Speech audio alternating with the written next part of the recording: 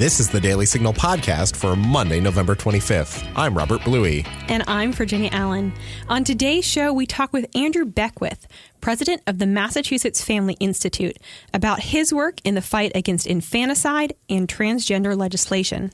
We also share your letters to the editor and a good news story about a single mom who chose to keep her baby and the community that supported her through that decision. Before we get to today's show, Rob and I would like to tell you about one of the other great podcasts here at the Heritage Foundation.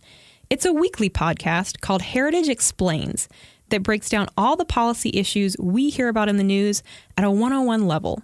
Hosts Michelle Cordero and Tim Desher mix in news clips and music to tell a story, but also bring in heritage experts to break down complex issues. For example, does China really influence Hollywood movies? Will the House actually succeed at impeaching President Trump? And what is Medicare for All? Heritage Explains offers quick 10 to 15-minute explainers that bring you up to speed in an entertaining way. You can find them on Apple Podcasts, Google Play, Spotify, or wherever you get your podcasts. We even put the full episode on YouTube. Now stay tuned for today's show. Coming up next.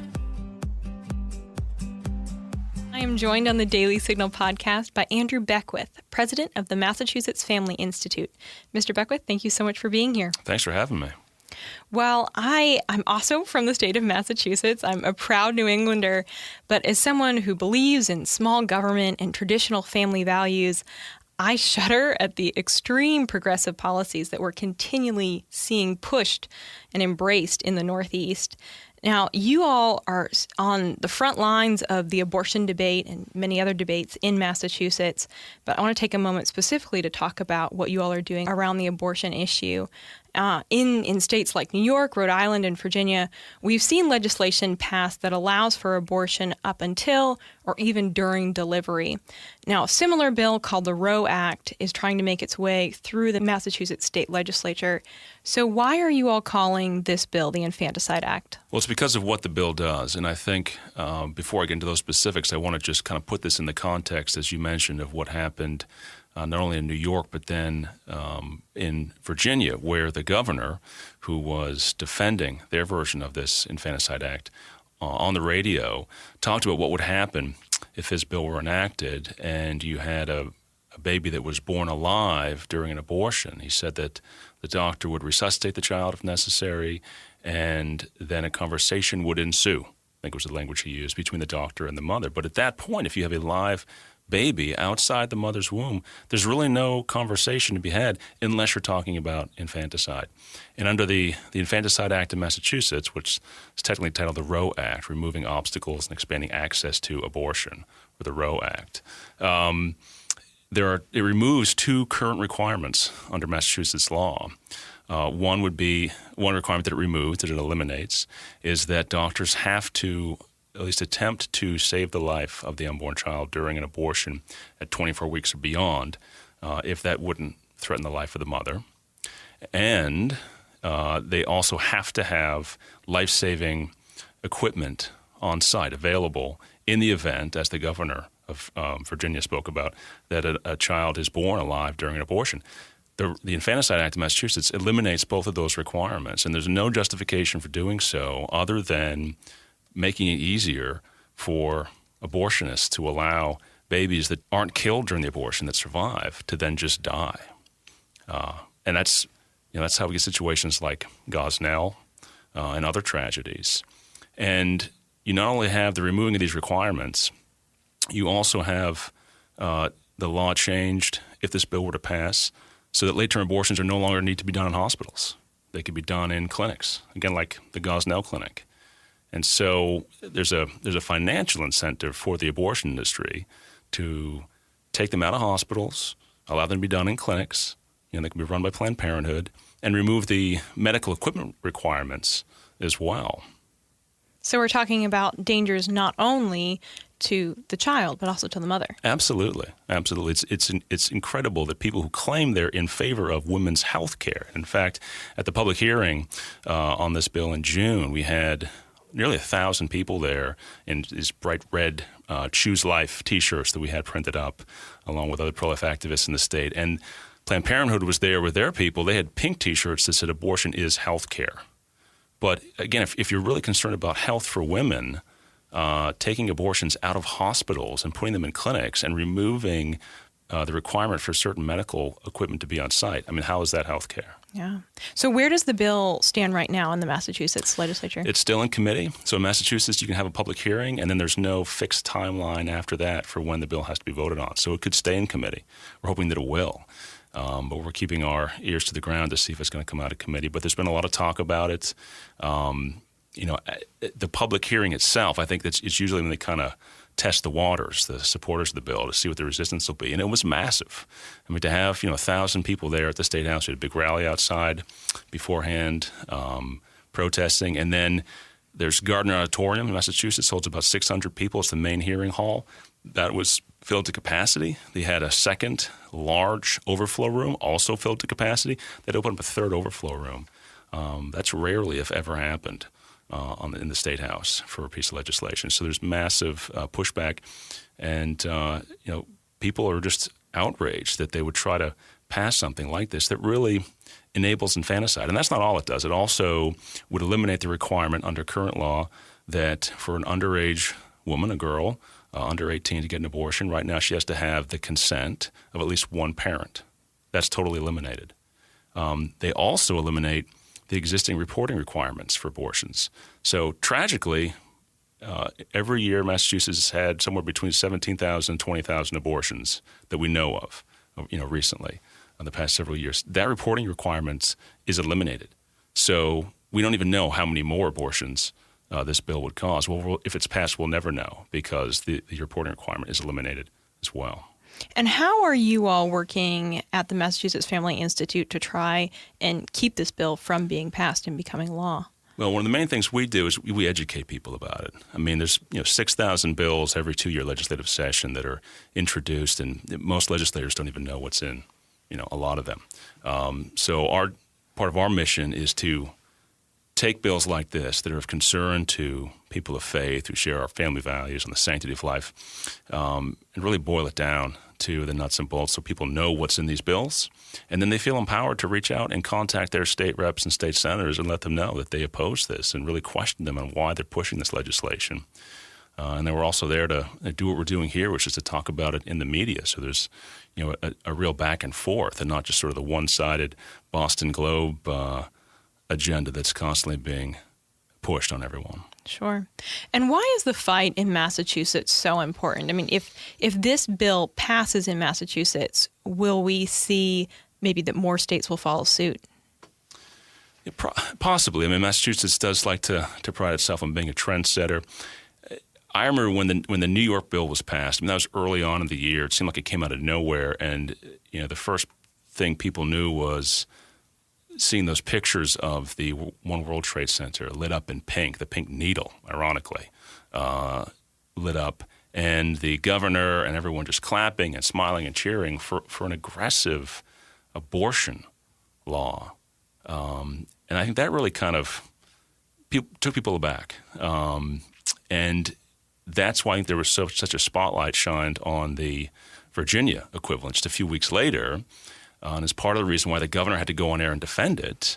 And then he admitted what the bill actually did, and it just blew up. And then, of course, you had the whole, his yearbook came out and the whole thing melted down. So, I'm grateful for that because it exposed the issue nationally, and the wheels kind of came off. And I think if Virginia had passed it quickly in the wake of New York passing it, you would have seen maybe kind of a domino effect. It's really stalled out now, and that's good news. Yeah. And you all are also on the front lines in Massachusetts of fighting against legislation having to do with parental rights around young people who identify as transgender. So let me ask you first to explain the transgender and parents' right conflict that's happening right now in the state of Massachusetts.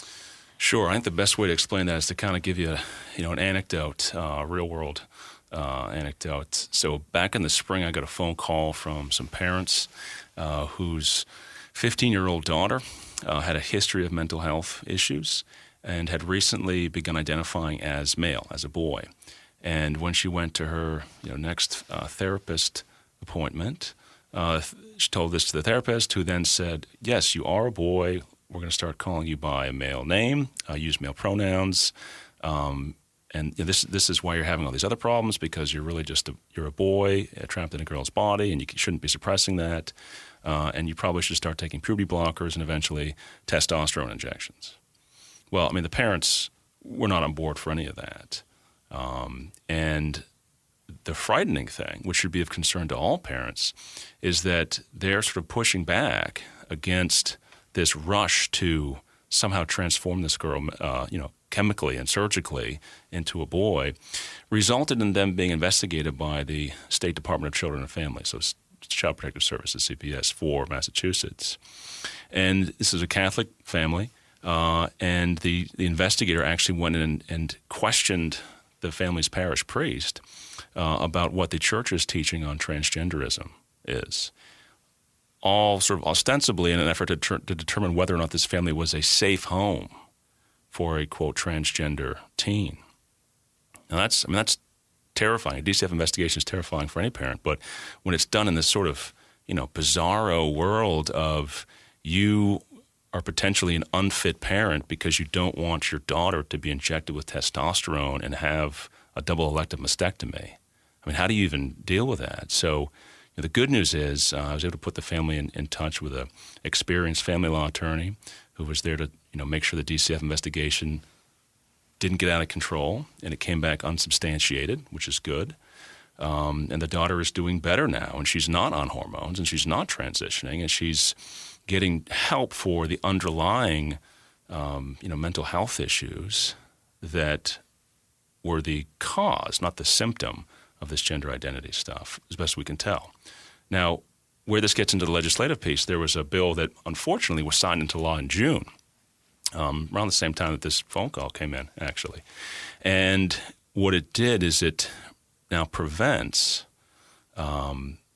licensed mental health professionals from counseling children, so under 18, to feel comfortable in their own body and to process unwanted same-sex desires.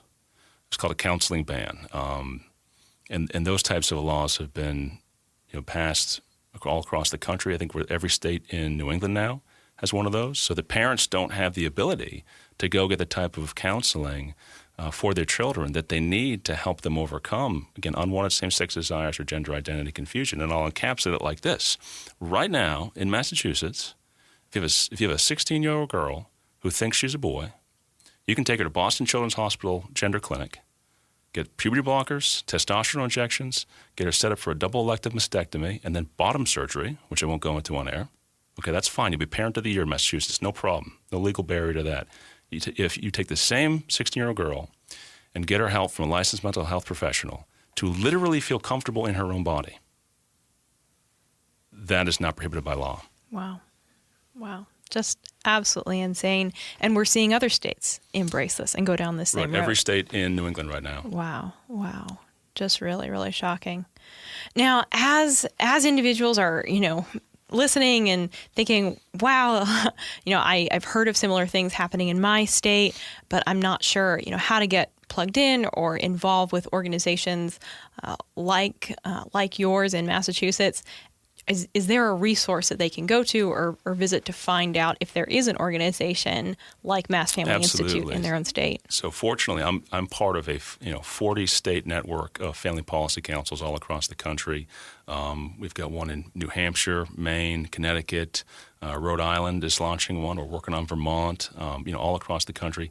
And sort of the umbrella organization for that, which is connected to Focus on the Family, it's called Family Policy Alliance. So if you just go to familypolicyalliance.org, and then there's an Allies tab, and that lists all the state groups, their websites and contact info. And, if you're encountering something like this in Massachusetts or in your home state, I encourage you to, go to that website and call your local family policy council. And part of our job is to kind of be that local state hub for resources for parents. So we have a great resource called the Parent Resource Guide on the transgender issue. You can find it on my website at mafamily.org/PRG, as in Parental Resource Guide, mafamily.org/PRG.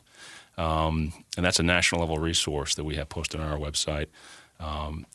We know attorneys that can help with family law issues or other parental rights issues. Sometimes this turns into a freedom of speech issue in schools where students are being told they must use the preferred pronouns of a classmate or teacher who transitioned.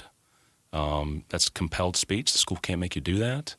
So if you have those kinds of problems, contact us, and oftentimes we can help. That's great. Thank you so much, Mr. Beckwith. We really appreciate your time today. My pleasure. Thanks for having me on. Tired of high taxes, fewer healthcare choices, and bigger government? Become a part of the Heritage Foundation. We're fighting the rising tide of homegrown socialism while developing conservative solutions that make families more free and more prosperous. Find out more at heritage.org. Thanks for sending us your letters to the editor. Each Monday, we feature our favorites on this show and in our Morning Bell email newsletter. Virginia, who's up first? In response to our podcast 2 weeks ago, titled Conservative Law Professor Challenges Campus Left on Free Speech and Wins Them Over, Keely A. Dean from Fountain Valley, California, writes, Dear Daily Signal, I enjoyed reading the transcript of Rob Bluey's enlightening podcast interview with Cornell Law Professor Bill Jacobson about the judgment in the case of Gibson's Bakery versus Oberlin College. I'm an alumni of Oberlin College, class of 92, and have watched with dismay, but not surprise, the lawsuit mess with Gibson's Bakery. I have received Oberlin's emails and letters on the subject, which were very one-sided, and did not even include the very basic fact that it began with a student who had shoplifted at the bakery. I had to look up the facts myself after receiving Oberlin's email to find out what had actually transpired. Again, unbelievable to me, but not a surprise. I appreciate your bringing to light Mr. Jacobson's experiences and his approach to our woefully undereducated college students and wider society.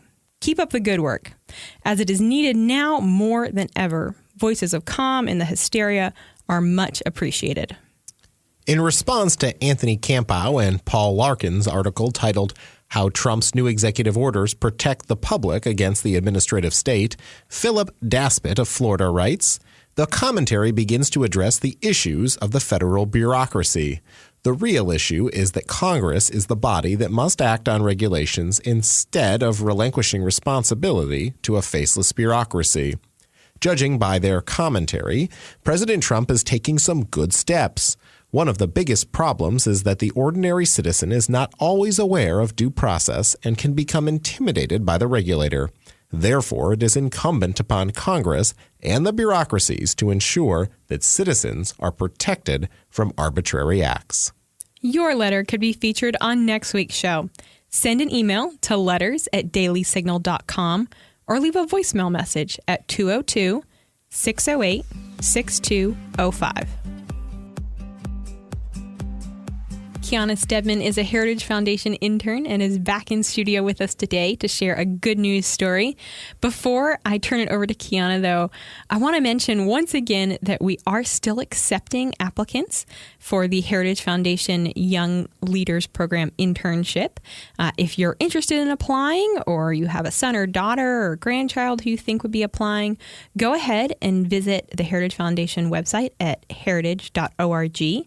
and click About Heritage at the top of the page, and then click on Careers, and you can scroll down and find a whole tab talking about the Young Leaders Program and the internship and how to apply. We are always looking for strong applicants who have a passion for freedom and conservatism and want to be a part of the work that the Heritage Foundation is doing here. All right, Kiana, I will turn it over to you to go ahead and share a good news story. Thank you, Virginia. Today's story is about Ruth Asmerzadeh, but it's also about any woman who has felt like they've had to choose between their education and their child. In 2017, Asmerzadeh was a student at Pikes Peak College in Colorado. When she became pregnant, she was pressured to have an abortion. However, she decided to have her baby, and her sweet son Eli was born. Eli arrived right before final exams, and Asmerzadeh assumed her teachers would let her reschedule her missed exams. However, they didn't let her make up her classes or test, and she was even stripped of her financial aid. She had to withdraw from school and begin working 3 jobs while trying to raise her son, hoping that she would one day be able to raise money to go back to school. This is when Students for Life of America stepped in. This year, the organization began a nationwide effort to help educate pregnant and parenting students about their legal rights. This supports their Pregnant on Campus initiative that has been running since 2011 to help pregnant and parenting peers get the resources available to them to help them on their new journey with a child. Students for Life of America President Kristen Hawkins said, "Pregnancy should mark the beginning of a new life, not the end of an academic career. Know your Title IX rights." Title IX is a federal law intended to help women continue their education and create the best possible lives for them and their families without discrimination. These rights should have allowed Asmarzadeh to reschedule classwork and continue her education. To help Asmarzadeh get back to school, Students for Life of America started a fundraiser. The responses from pro-life supporters were amazing, and within days they raised $6,000 needed dollars to help Asmarzadeh finish her education. They even threw her a baby shower. When Asmarzadeh found out about this fundraiser, she said, "After a long day at work, and it's just, again, I'm so humbled that you guys are you're listening to my story, and I'm amazed at how many women don't know their rights and how people are moved by my story. And it's really heartbreaking to know that mine isn't the only one out there, but I'm very humbled and very honored that my story can be shared and hopefully help others to become more aware of their rights. And even more honored that you guys have done so much to help me to finish my education, at least that part." Students for Life of America help pregnant and parenting students in all 50 states know their Title IX rights. They then help connect them with the resources they need to succeed, including legal help from Alliance Defending Freedom. They believe that no woman should feel like she has to choose between her child and her education. Kiana, thank you so much for sharing that wonderful good news story. So encouraging to hear. All right, we are going to leave it there for today. The Daily Signal podcast comes to you from the Robert H. Bruce radio studio at the Heritage Foundation. You can find it on the Ricochet Audio Network, and all of our shows are available at dailysignal.com/podcasts. You can also subscribe on Apple Podcasts, Google Play, or your favorite podcast app. And be sure to listen every weekday by adding the Daily Signal podcast as part of your Alexa Flash Briefing. If you like what you hear, please leave us a review and a 5-star rating. It means a lot to us and helps spread the word to other listeners. Be sure to follow us on Twitter at Daily Signal and Facebook.com/The Daily Signal News. Have a great week. The Daily Signal podcast is brought to you by more than 500,000 members of the Heritage Foundation. It is executive produced by Rob Bluey and Virginia Allen. Sound design by Lauren Evans, Thalia Rampersad, and Mark Guiney. For more information, visit dailysignal.com.